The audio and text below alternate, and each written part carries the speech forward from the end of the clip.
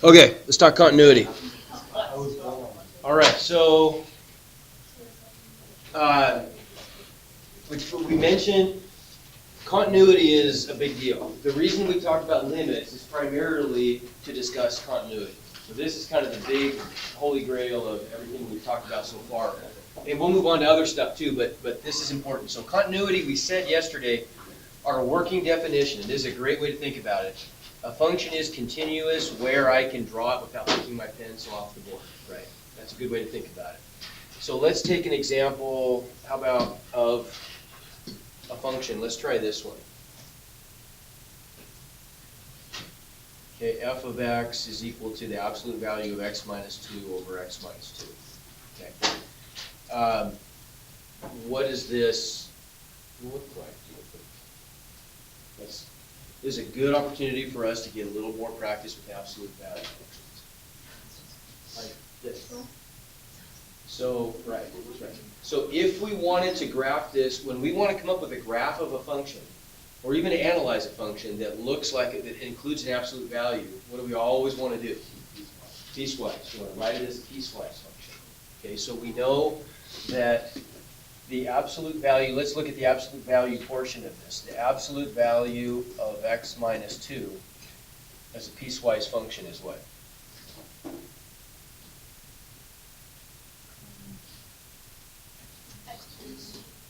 Okay, so it's x minus 2, so absolute value does nothing where what's true?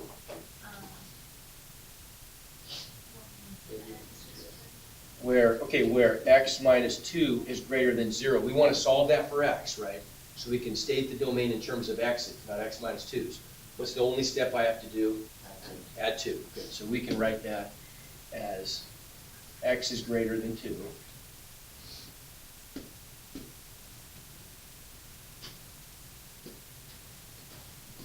So 2 is the boundary, isn't it, in this case? So we don't really have to solve these anymore. Now we just know it's going to be negative the quantity x minus 2 whenever x is less than 2, right? And then in the middle, it's 0 when x equals 2. Okay, so if that's the definition of absolute value of x minus 2, we want to extend that to our overall function now, right?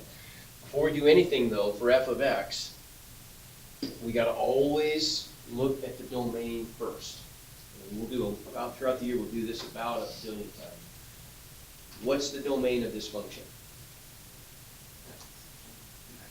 X cannot equal 2, right? Can't divide by 0. So any place where we're going to get a 0 in the denominator, we have to exclude that from the domain. And so our domain is x cannot equal 2, right? So if we want to write f of x as a piecewise function then, so as a piecewise function, we already know that we're inheriting these parts of the domain, aren't we? Because of the absolute value portion, right? So the absolute value of x minus 2 over x minus 2, when x is greater than 2, what's that going to look like? In that part of the piecewise function, the absolute value of x minus 2 is just x minus 2. So what's going to be the ratio of x minus 2 divided by x minus 2? 1, yeah. Okay. Where x is less than 2, we get negative the quantity x minus 2 for our absolute value part. So what's that divided by x minus 2? Negative 1. Negative 1. Okay. Do we even have to have this part in the middle? No, because our function is not defined there, right? So there's our piecewise function. So what's going on with the continuity? If we were to graph this thing,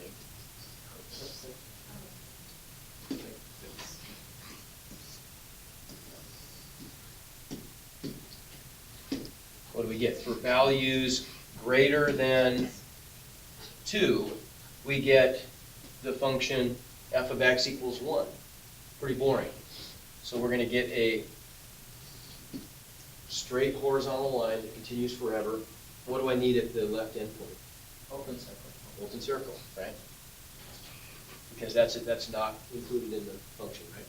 What's the bottom part going to look like? Or the other part of this? X equals -1. Okay. So then let's discuss the continuity of this function. Where is it continuous?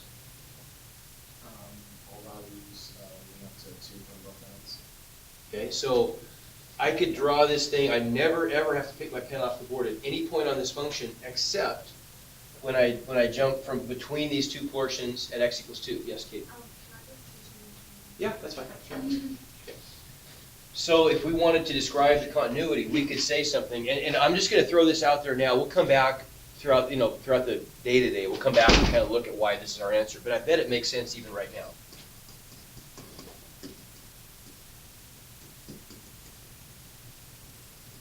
So it's continuous on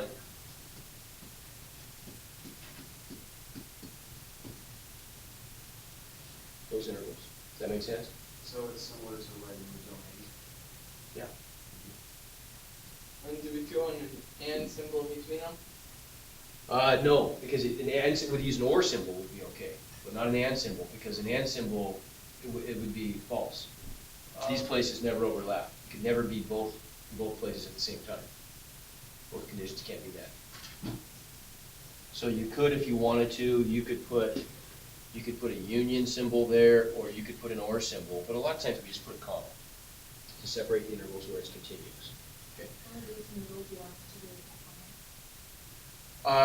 Yeah, it'll give you instructions. I mean, but for now, so, okay, what about the Moodle stuff? So, we're probably not gonna be doing a lot of stuff on Moodle this year, because I'm just not gonna have time to build the calculus Moodle problems. What we are gonna do is we're gonna use Math Excel, which has a pretty good catalog. That's what I use mostly in my calculus classes anyway. But this company, Pearson, this was ordered like in June, and they've screwed this thing up about 14 times, and it's still, we haven't gotten the packets to sign up yet. So they should be here within a week, but they're not right now. So we're gonna have to kind of tough it out for a while and just work out of the book. We'll always do some work out of the book, but I'd like to do a lot of this kind of stuff online, so you can quickly reload problems, and you get immediate feedback. So as soon as we can, I'm gonna shift to Math Excel, but we can't today. We don't quite have it. And I've got tons of materials already built for Math Excel, so as soon as we do, I can publish a bunch of things that you can use. But for a while, no. What's another way of saying this? It's continuous on, what's maybe a simpler way of saying this? Okay, I could use inequalities. That's fine, I could do that. If I used inequality notation, I could say something like x is less than 2 or x is greater than 2. Right? Yeah, how about that? X is not equal to 2. That'd be my favorite way. If I say it's continuous on x is not equal to 2, what's that imply? Everywhere but 2. Everywhere else, right? A lot of times it's easier to list the couple of finite places where something doesn't happen than the infinite places where it does, right? Okay? What about our good old greatest integer function? How would you describe the continuity of that? Well, let's look at the graph. What are some ways we could describe the continuity of this?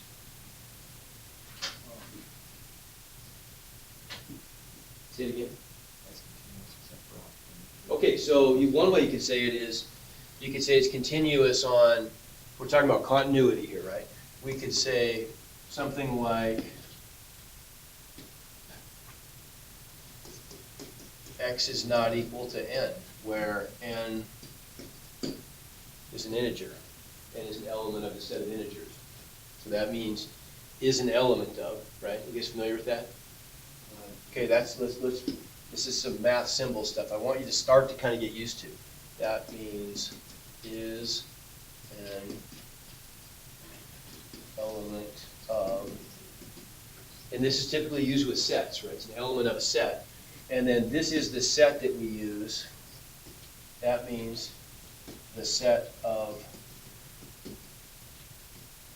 integers. Let's quickly talk about about number sets. Let's take a second. This is just all review stuff. This would be kind of pre-calc stuff that we're reviewing.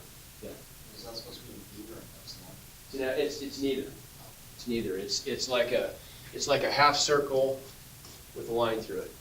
Yeah. It's like you took does that make sense? You cut a theta in half, I guess. So that's element of number sets. What's that? Radius. No, we're talking about number sets. Real numbers. What's this? I'll tell you. You guys haven't seen these? Those are the rational numbers. Okay, so Q prime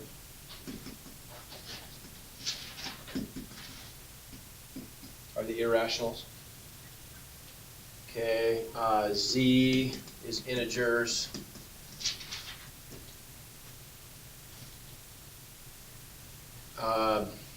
W, I mean, we don't, this far, we don't, I usually go down this one. What would W probably be? Subset of integers?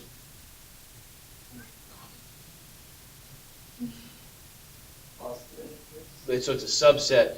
So I'm writing, these are all progressively smaller subsets on the left side. Real numbers, one subset of real numbers are rational numbers. Everything can be written as a fraction, right? Decimals, they're repeating or terminating. A subset of rationals would be integers. Those are just the hashes on a number line, right? What would be maybe the next logical subset, something that's included in integers but smaller for W? Well, okay. But what do we call these? Think back to, I don't know, if not last year, think back to like Algebra 1 maybe, I don't know. I'm sure we talked about it in Algebra 2. Oh my. Whole numbers, right? So that's 0 plus the positive integers, and then the last one, natural numbers, counting numbers, 1, 2, 3, 4, 5, 6. What is the top of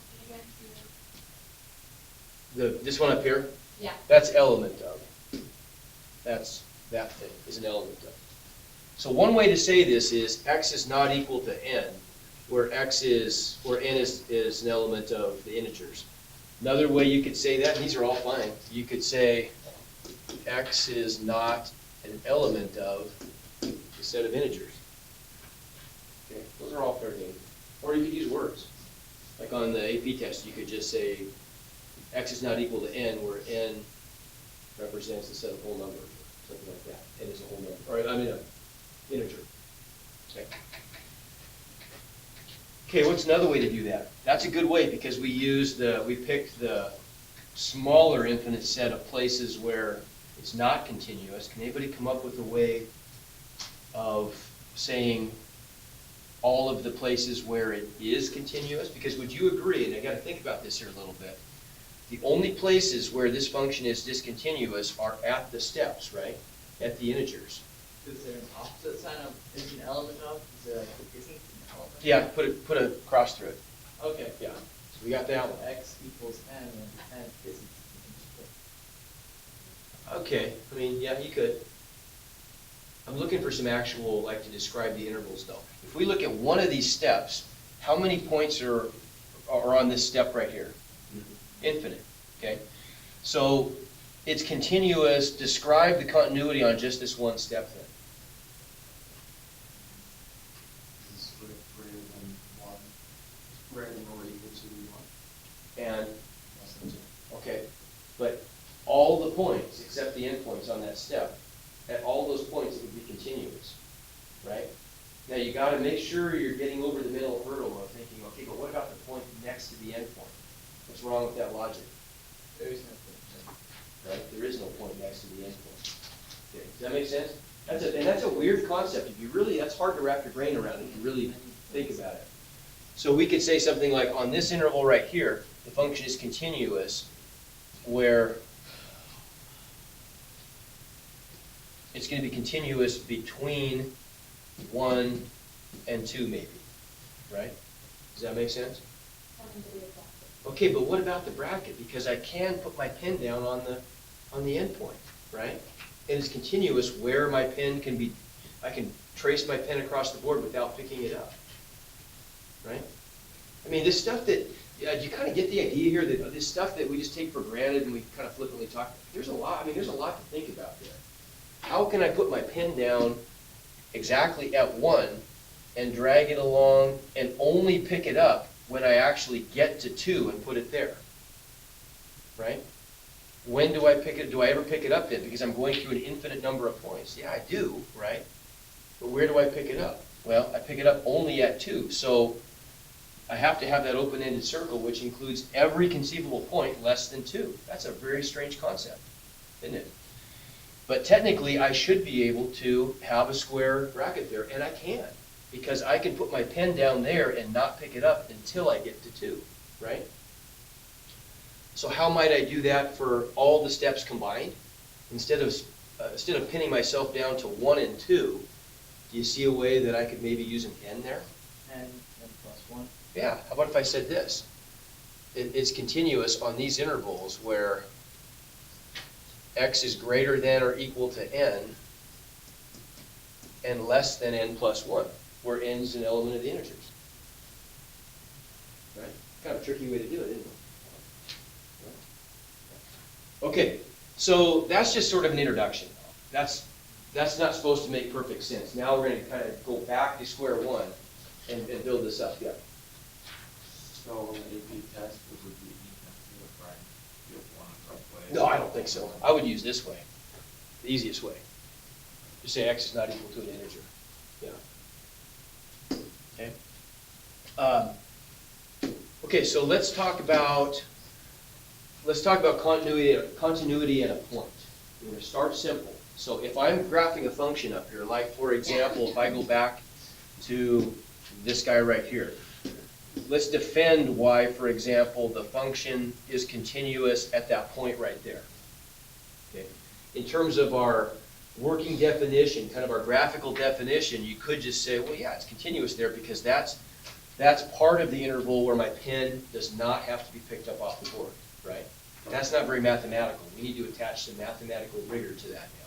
We got to take that idea and distill it down to mathematical concepts that we can say, okay, these are the ironclad mathematical criteria that we have to meet for the function to be continuous there, right? And we do this a lot in calculus.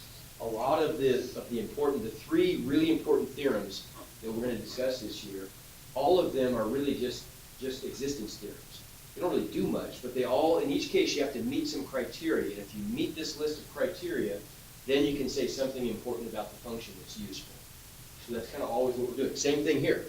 What criteria do we have to meet mathematically to say that the function is continuous at that point? Okay, well, what do you think? Just throw some stuff out there. What's something, and it could be really simple, obvious stuff, but what's something that has to be true there for the function to be continuous there? Check something off. The existence of an adjacent point. That's hard to do, because that relies on some information about something else. We'll come back to that. I mean, it's, yes, kind of, you're getting close to something. But like, look at this example right here. That one had no chance of being continuous at x equals 2, y. Before you even have to think about it, you can say, oh, disqualified. There's one important criterion that it failed miserably right from the beginning. The very first thing we probably even wrote down about this function was what? It can't equal 2. Yeah. Function isn't even defined there, right? Well, obviously you can't leave your pen on the board at a place where the function isn't even defined, right? So the first criterion that we might add to our list then would be something maybe like it's defined, right? If we want to say a function is continuous at some point A, some point x equals A, first thing is, yeah, the function better be defined there, right? Okay. How about, oops, wrong way. So this function is defined at x equals 2, right? It is defined. What is the value of this function at x equals 2? 2. It is defined, and yet it's clearly not continuous at that endpoint, is it? Right? How come?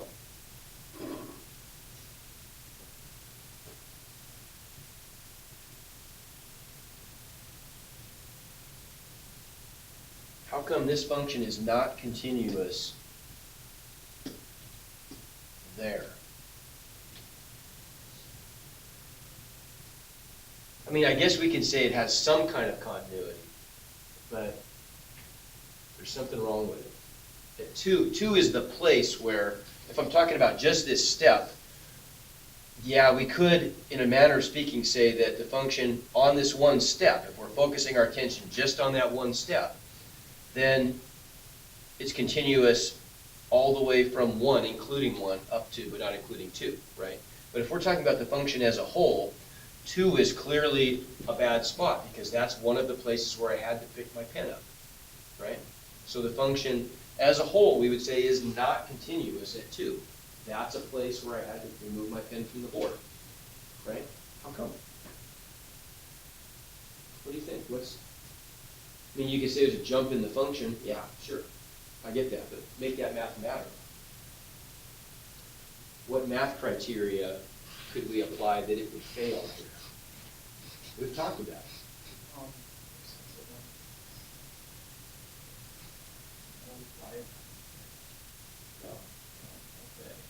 What about this?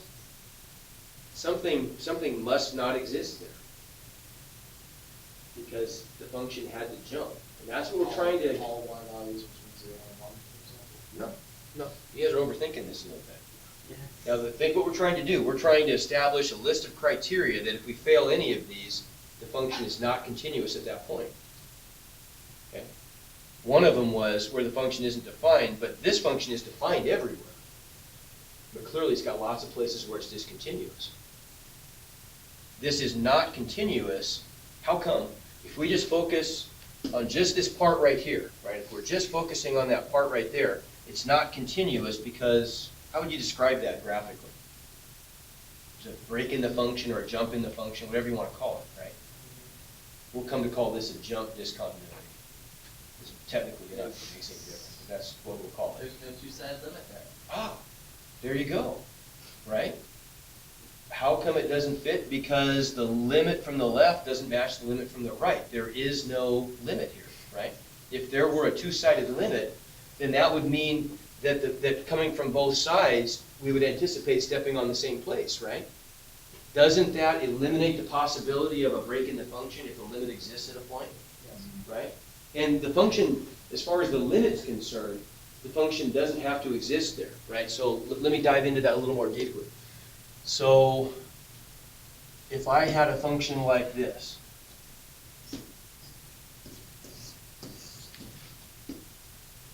here's my function f, and this is a. Okay, which criteria is this failing? The first one, it's not defined, but it's actually passing the second criteria that we were applying. We're trying to weed out any places where there's a break in the function. This doesn't have a break in the function, it's just got one tiny little hole in the function, right? Does that make sense? What if that's full like the main function breaks with dots somewhere else? Like there's a dot up here? Yeah. Okay, that's a very good question. We'll get to that in a second.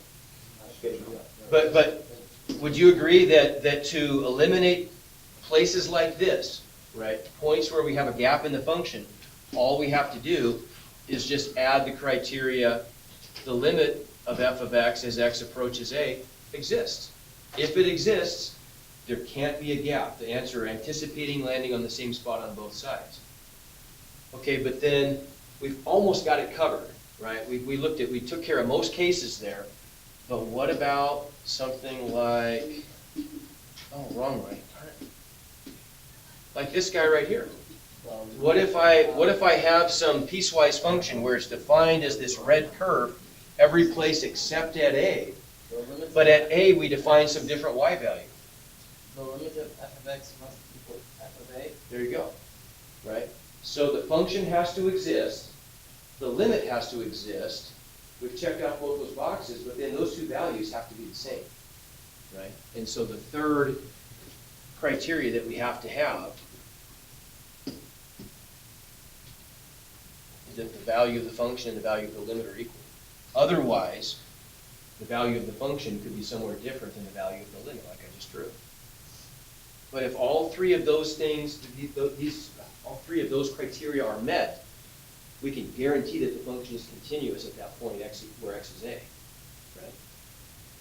Okay, so then how could we expand this, do you think? How could we expand this to not just include a single point, but all the points on some open interval.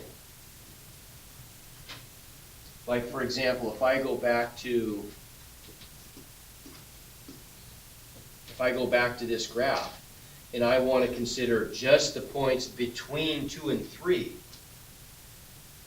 how can I guarantee that the function is continuous at all those points by applying or how can I defend the idea that the function is continuous on this interval from, oops, let's go up to this one. I haven't messed this one up yet. So this one right here, let's look on just this interval right here. On the open interval, so I'm going to use the open endpoints, right, between 3 and 4. How could I apply that criteria? Mathematically, how could I say that, yeah, this function is continuous on that open interval? It's defined at every point in between. By defined, what do you mean by defined? It's got to be more than just defined. Meets all the criteria. That's it, right? If the function meets all 3 of these criteria at every point on that open interval, then doesn't it make sense we could say, well, okay, if that's the case, then we have to be able to draw the function from A to B without picking my pen up, because at every point in between, that's the case, right? So that's a way we could extend the definition of just continuity at a point to continuity on some interval, right? Okay. So I'm gonna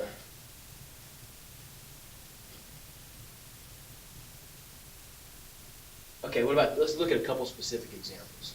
So at x equals 2.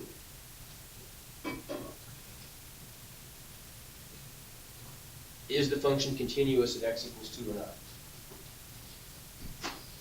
No. Okay, and what's the simplest way to say no, it's not? It's undefined. Yeah, it fails condition 1, fails the easiest one. The function's undefined at 2 because I'm dividing by x minus 2, so I have to exclude that from the domain, right? Okay, and if we look at the graph, I think, well, there it is. If we look at the graph, yeah, that's what it looks like, right? We got a hole at x equals 2. How about something like that guy? Well, we can't maybe tell immediately. Is the function, so now we're trying to determine if it's continuous at x equals 3. Does it pass criterion 1? Yes. It does. The function is defined at 3 because that's included in the top piece of the function, right? So we got to move on to the next one. So how could we determine, without graphing this thing, if it's got a break? Determine the limits of both functions. Yeah, we got to check the limit, don't we? We've got to see if the limit as x approaches 3 exists, right? So we got to know for criterion 2, does the limit of f of x as x approaches 3 exist? And it's a piecewise function, so in order for the regular limit, read it as a two-sided limit to exist, what has to happen? Yeah, the one-sided, by they, I mean the one-sided limits, right? They have to exist and be equal. So let's try it. So if we take the limit of this then,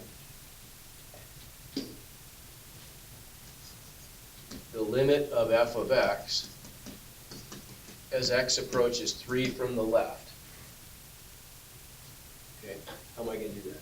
Anybody help me out? Raise a hand there. What's happening? Emily, which part of the graph am I going to be looking at if I'm interested in if I'm approaching 3 from the left?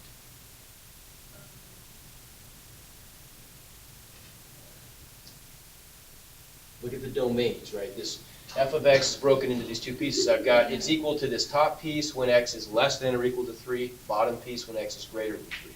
So if I'm approaching 3 from the left, which domain am I in? Top or bottom? Top, yeah. So this has got to be, that's the portion of the function that the ant's walking on when we're taking a limit from the left, right?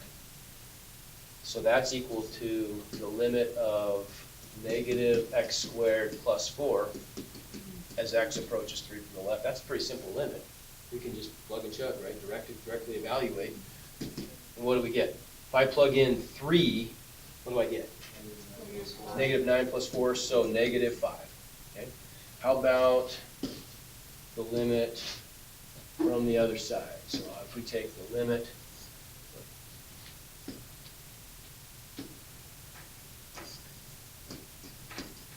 of f of x as x approaches 3 from the right. That's going to be the bottom one, right? Good. I like my color coordination there. That green and purple look kind of good together, don't they? So I get the limit of 4x minus 8 as x approaches 3 from the right. Does the plus sign matter there? Not at this point. All that really was important for was telling me which part am I on. But now I'm just plugging in 3, right? What do I get? 4. So they're not equal. What can you tell me for sure is going on at 3? Yeah, so one side. There's got to be a jump in the function, right? Got to be a break in there. Okay, so if we look at the graph, we'll see that. Okay. Make sense? So there is this break in the function. Pretty big break, right? So that one failed criteria 2. Criterion 2. How about this guy? Oh, no. Sine x over x. Now that's different than sine 1 over x. Okay. Well, what do you think? So the function is defined, right? What's the limit? This is a pretty easy one for us to do. So let's check off the criteria. Criterion 1, check. It's defined. What about 2? Well, what is the limit of the function? Yeah, that's one of our special ones, right? The limit of f of x as x approaches 0 is the limit of sine x over x as x approaches 0, and that's 1. So it meets criterion 2. What about criterion 3? Yes. Yeah, it works. Look, the value of the limit equals the value of the function, and so we checked them all off, so yeah, it is continuous. Yeah. At that point. Make sense? Yes. Yeah. All right, so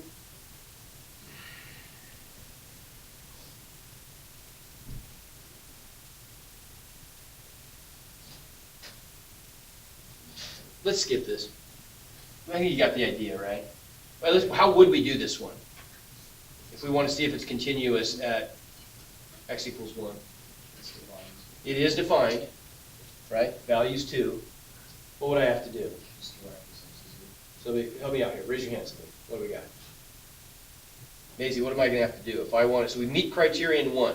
It is, the function's defined, right? Yeah. So criterion 1, let's write these down. F of 1 equals 2. Check. Okay, what would criterion 2 have to say?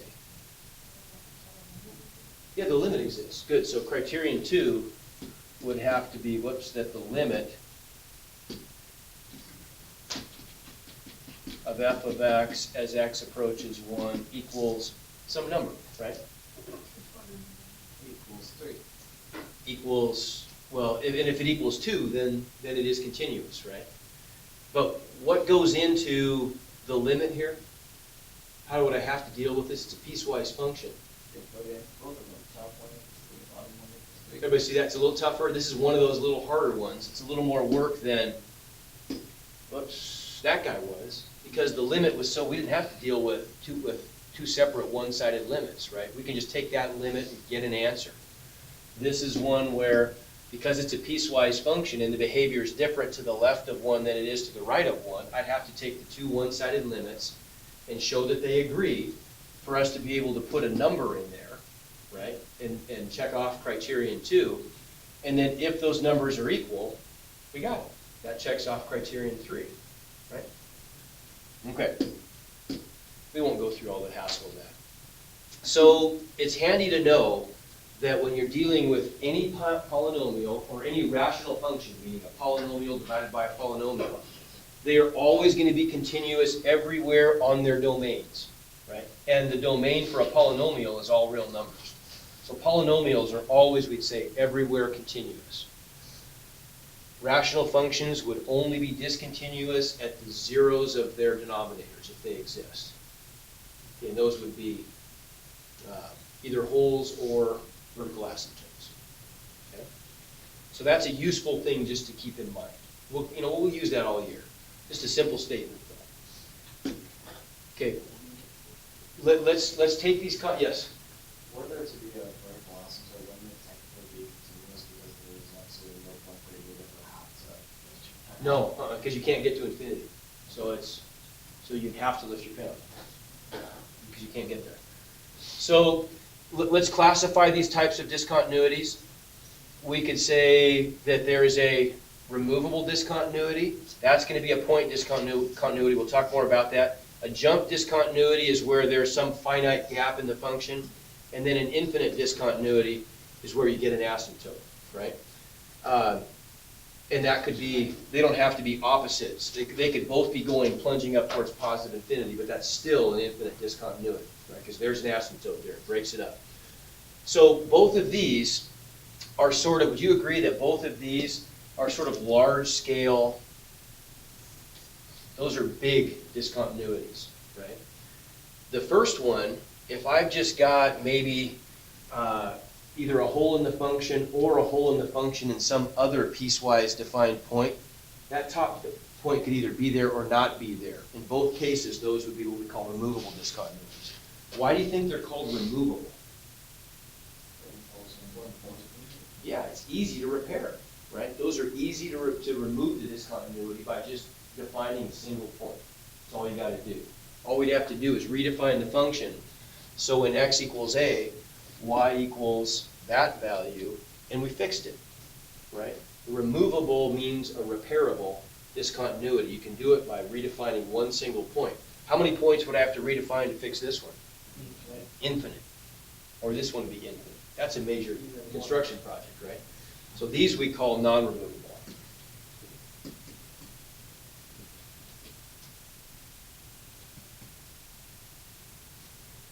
Okay.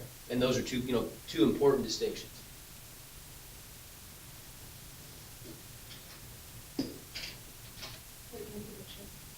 Yep. This will be up there today, though. Everything's up to date in Calculus. All the notes are published on the site, and all the videos are published on the site. And I'll do it again today. It's the end of the day.